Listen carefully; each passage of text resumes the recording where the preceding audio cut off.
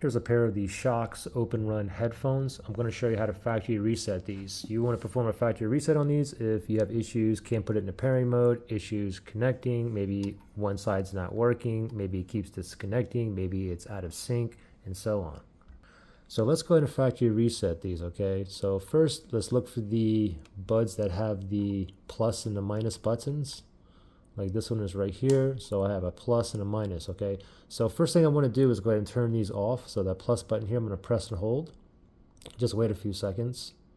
Okay, see that red light? Now go ahead and let go. Now it's off. Now, next thing I want to do is I want to press and hold that plus sign, or that plus button, press and hold, and I want to keep holding and wait until it starts blinking blue, red, okay?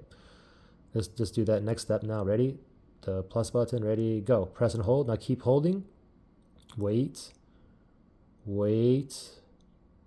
Red, blue. That's what we want. Perfect. Let go. Now, the last step, what we have to do now is we have to press and hold 3 buttons, okay? It's going to be the plus and the minus button, and also the multifunction button on the other bud, okay? So I'm just going to use one finger to press both of these buttons and one to use the multifunction button, okay? So what I want to do is press and hold. I want to keep holding until I hear this chime if it's in my ear. If not, I should be able to feel it vibrate, and you'll see like a solid color on there, like a solid red or something, okay?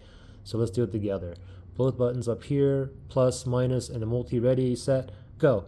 Press and hold all 3 buttons now. Just keep holding, just wait. Okay. All right, I just felt it vibrate. I think it worked, but let's just do it again, okay? So let's do the 2 buttons and the multifunction button. Ready, set, go. Press and hold. Keep holding.